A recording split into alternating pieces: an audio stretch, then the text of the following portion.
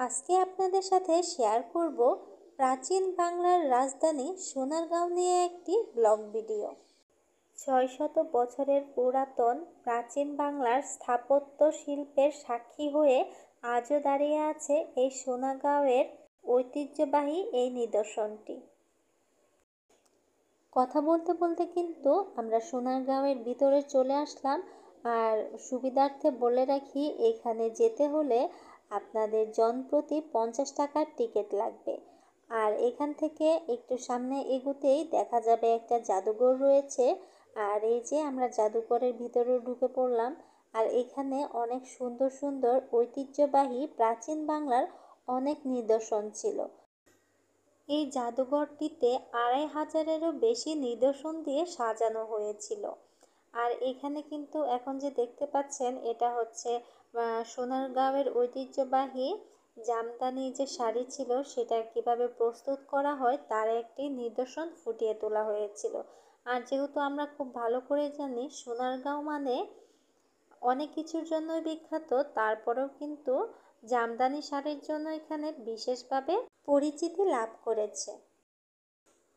বিশাল বড় এই জাদুঘরটির অনেক কিছু আছে দেখার মতো। আর এখানে রয়েছে প্রাচীনকালের যে জুতার মতো ছিল, যেটাকে বলে খড়ম, সেগুলোও ছিল। আর এখানে কিন্তু সুই সুতা দিয়ে বাংলাদেশের মানচিত্রটা খুবই সুন্দর করে ফুটিয়ে তোলা হয়েছিল।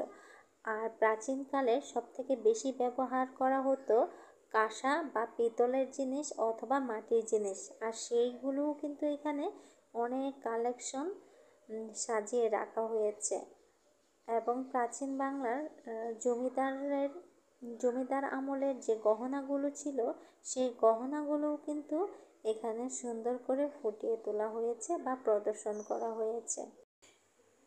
জাদুঘর থেকে বেরোবার পর এরকম একটা জায়গা চোখে পড়ে। আর এটা কিন্তু আমাদের গ্রাম বাংলার একটা ঐতিহ্য ফুটিয়ে তোলা হয়েছে।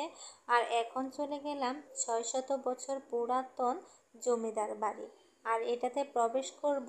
আর বলে রাখি, এটাতে প্রবেশ মূল্য হচ্ছে জনপ্রতি ১০০ টাকা। কারুকার্য খচিত করা এই দেয়ালটিতে চোখ বুলালে বোঝা যায় প্রাচীন বাংলার স্থাপত্য শিল্প কতটা সুন্দর এবং কতটা আকর্ষণীয় ছিল। আমরা কিন্তু ভিতরে প্রবেশ করলাম।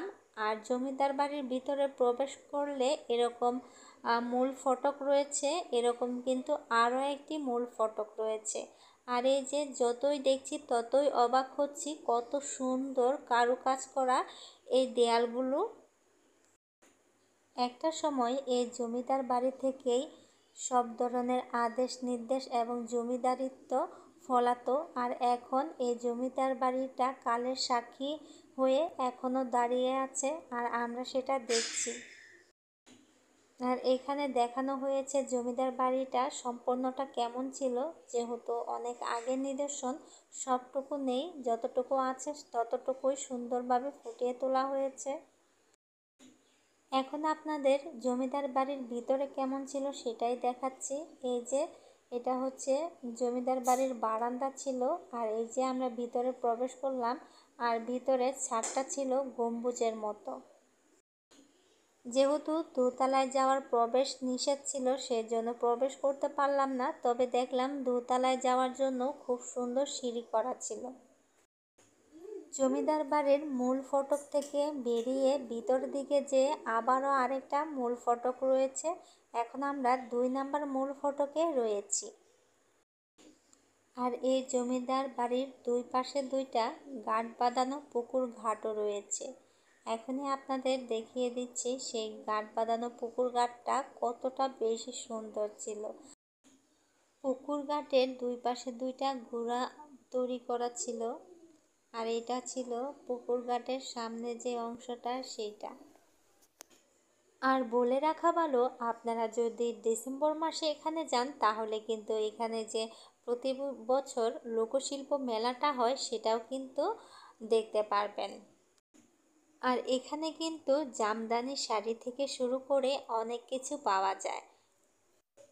যেহেতু ভিডিওটা বড় হয়ে যাচ্ছে সেজন্য আমি আর মেলাটা ঘুরে দেখালাম না, তবে আপনারা যদি দেখতে আগ্রহী হন তাহলে কিন্তু আমাকে কমেন্টে জানিয়ে দিবেন।